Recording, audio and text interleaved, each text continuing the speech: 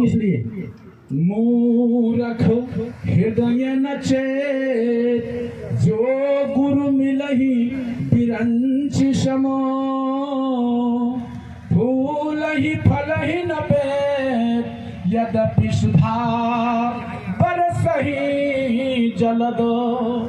बरसात होगी, वो ये नहीं देखेगा बादल कि यहाँ पानी है, समुंदर है, नदी है, कुछ नहीं, बराबर बरसेगा हर जगह। लेकिन प्रकृति की एक देन, ऐसा एक पेड़ जिसमें डंडा ही डंडा निकलेगा, कभी फल फूल नहीं निकलेगा। ऐसे वो व्यक्ति इस धरती पर ना मैं जानता हूँ और ना मानता हूँ, ऐसे व्यक्ति को समझाने के लिए ब्रह्मा जी ने हार मान लिया। समय हार गया, इनके लिए कोई दवा बनी ही नहीं है, कैसे समझा दिया जाए। बाकी संतों का जो संदेश है आत्म कल्याण का सदा से रहा है, वही संदेश गुरु महाराज का। कोई नई बात नहीं है कि बाबा जी शायद कोई नया रास्ता दे रहे होंगे, ये लोग हमको कहीं भटका रहे होंगे, ऐसी कोई बात नहीं है। इस भूल भ्रम अज्ञान के जगत में पग पग पर अंधकार में अज्ञानता ये जगत, बड़े बड़े ज्ञानी ऋषि मुनि भटक गए, हमारी क्या औकात है। प्रेमियों, ये राजस्थान की भूमि है,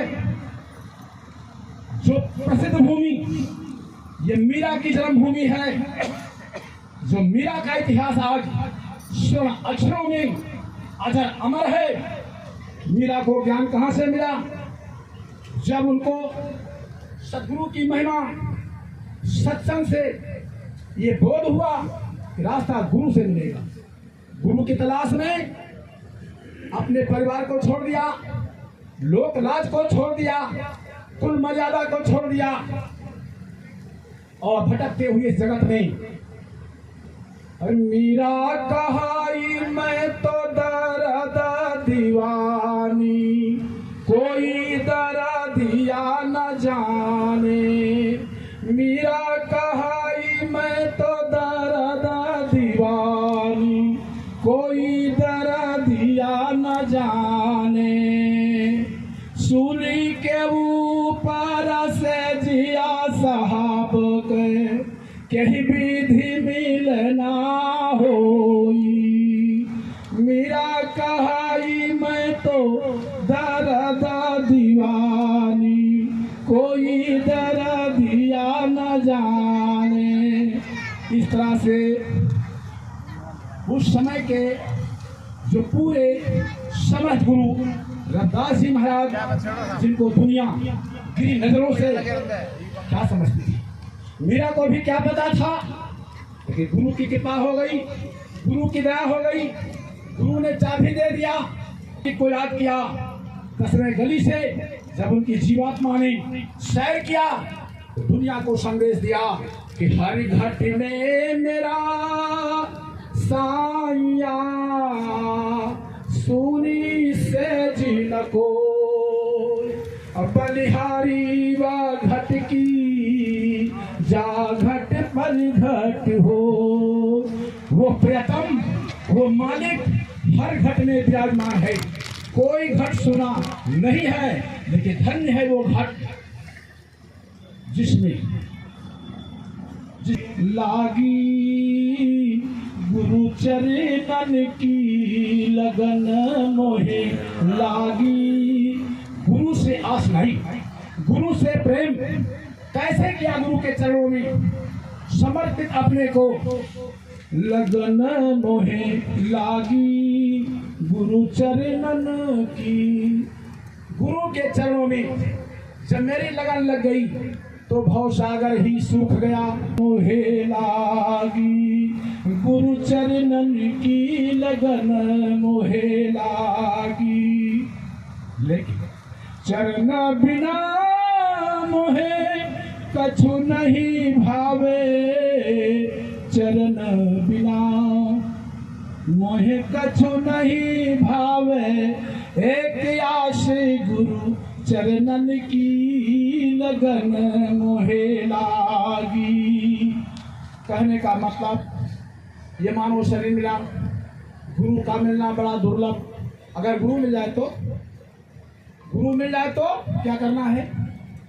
कुछ नहीं, केवल इतना करना है, तन मन धन संतन कौशल बसो।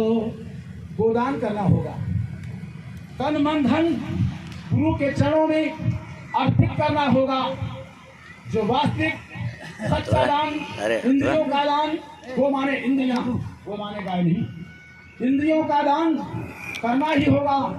जो मीरा ने करके देखा, दुनिया को बताया, वो स्वामी जी महाराज ने यही बताया कि तन मन धन संतन को सर्वस्व। कहा मैं नहीं कह रहा, फिर कौन कह रहा है?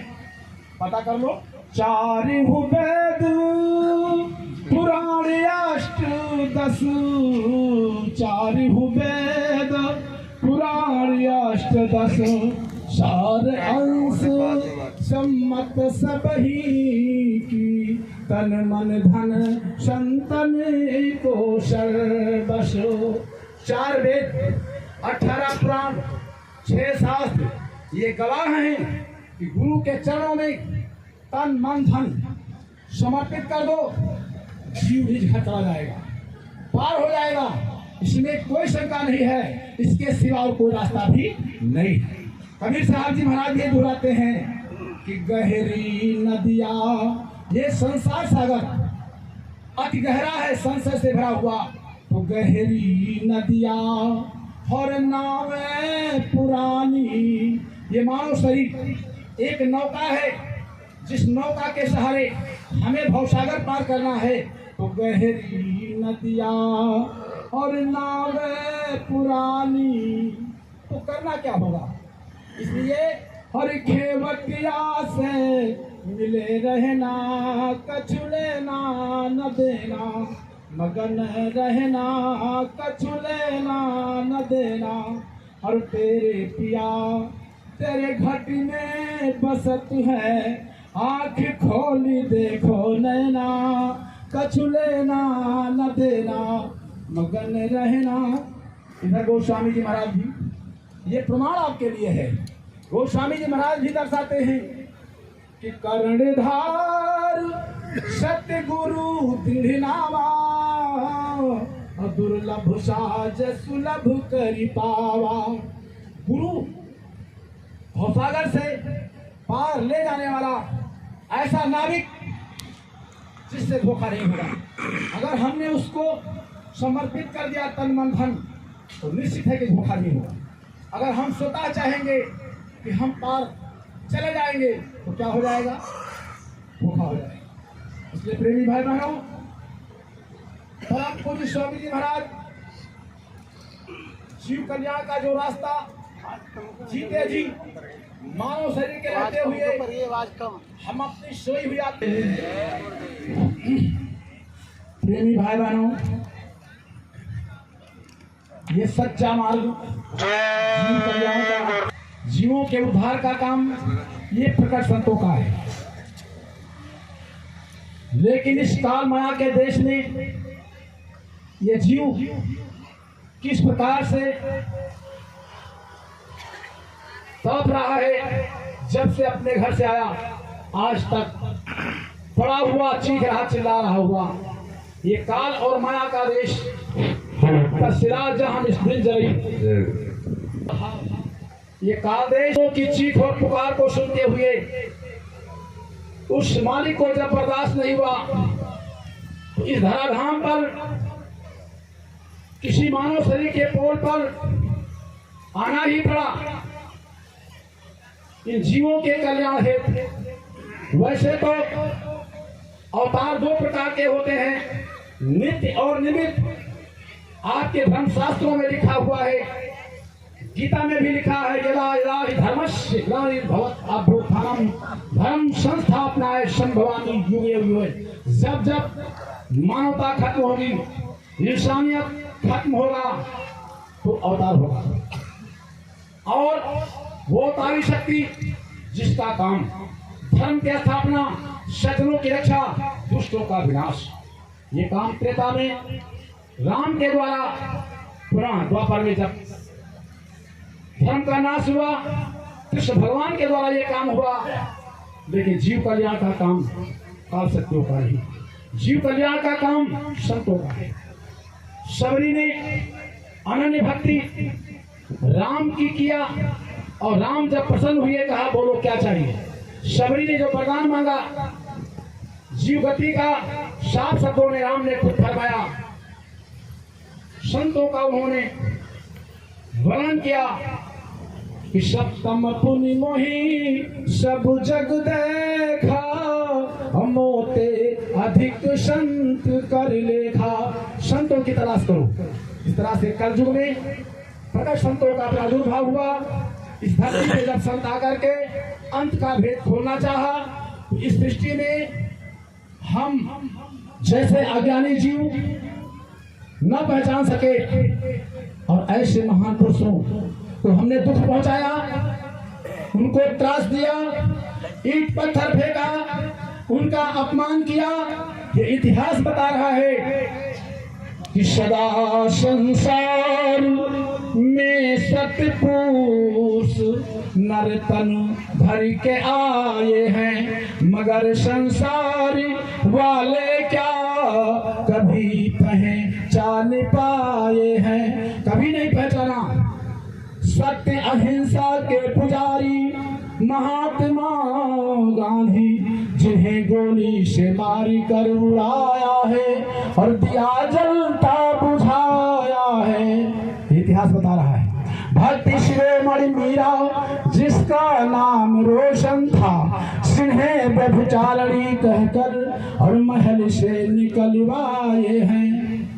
वही संत पलटू अयोध्या के, जिन्हें घर में बंद करके जिंदा ही जलाया है।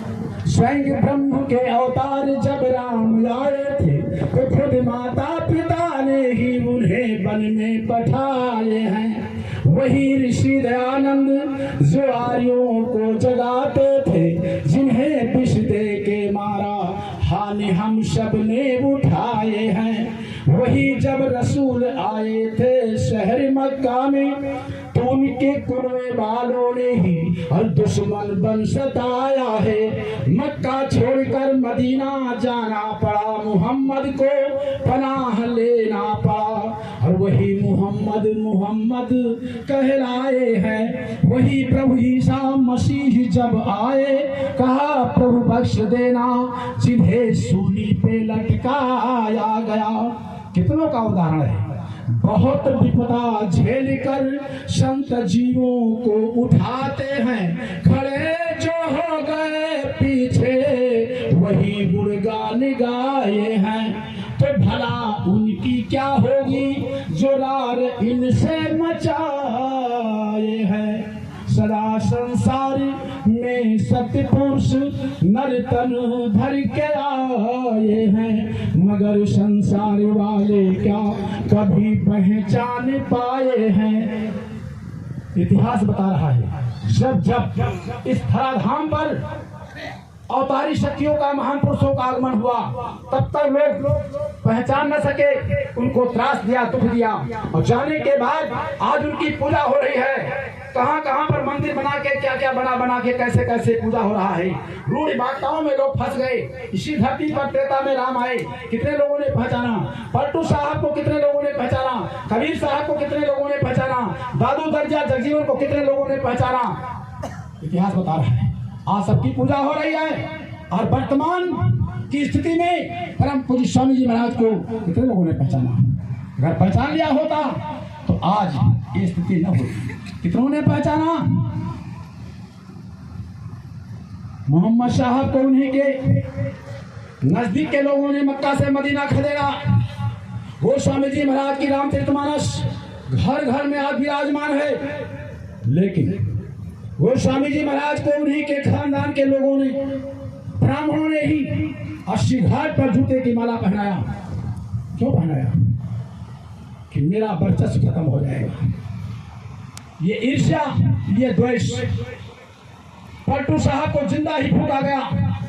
ऋषिदानंद को जहर देके मारा गया। यही नहीं,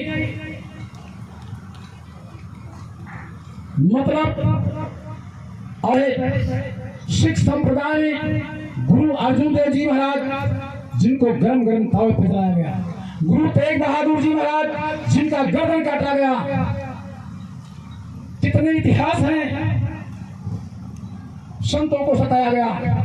उन्हीं संतों की कोटि में परम पूज्य बाबा जय गुरुदेव जी महाराज का आगमन इस धराधाम पर हुआ। इनको कितने लोगों ने पहचाना। इस तरह से जग जीवों को अति दुखी दया बुद्धि उमगार और संत रूप अवतार धरी कली में प्रगटे आए। इस धरती पे आकर के परिचय दिया कि हम आए वही देश से जहां तुम्हारो धाम और तुमको घर पहुंचावनो एक हमारो काम। भल चाहो तो चेतहु आय लगी है नाम बार बार पछताओगे बहुरी नए शोदाम। परिचय दिया कि मौसी धाम से आया हूँ जहाँ के तुम रहने वाले हो। इस धराधाम पर हमने नाम रूपी जहाज लगा दिया है, तुम इस पे सवार हो जाओ, तुमको लेने के लिए मैं आया हूँ। इतनी बड़ी जहाज लेके आया हूँ। जय गुरुदेव नाम किसका? प्रभु का। प्रभु का क्या नाम? जय गुरुदेव। बड़ी दिक्कत है, बोलने में डर लगता है। जय गुरुदेव नाम किसका? प्रभु का। प्रभु का क्या नाम? जय गुरुदेव। जय गुरुदेव नाम किसका है? प्रभु का। प्रभु का है, भगवान का है। लेकिन किस भगवान का है? क्योंकि भगवान में भी झगड़ा है। यहाँ तो कितने भगवान हैं, कोई गिनती नहीं है। भगवान के नाम पर लड़ाई चल रहा है। कोई कहीं भगवान को ढूंढ रहा है, कोई कहीं ढूंढ रहा है। अब पिछला इतिहास अगर देखा जाए तो इस धरती पर जितने भी आए उनकी पूजा तो हो रही है, लेकिन वो अभी आप पहचान जाएंगे। हमने आपने पीछे के इतिहास को, जब इस धरती पर जो भी महापुरुष आए उनको देखा ही नहीं, तो उनकी क्या पूजा करोगे? जिया पिता से दंगे में गंगा और मरे पिता पहुंचावे गंगा। जिंदा पर पिता को पानी नहीं दिया और मरने के बाद गंगा लिए जा रहे हैं। जब महापुरुष धरती पे आए तब लोगों ने नहीं पहचाना। चले जाने के बाद लकीर के फकीर हो गए। इसी धरती पर त्रेता के राम जिनके नाम पर इतना बड़ा विवाद खड़ा है, अगर त्रेता वाले राम आज धरती पर आ जाएं तो ये बता दो कितने लोग ऐसे हैं जो राम को पहचान जाएंगे? है कोई? अगर कबीर साहब आ जाएं क्या लोग पहचान जाएंगे? वो स्वामी जी महाराज आए लोग पहचान जाएंगे। जिसको हमने आपने देखा नहीं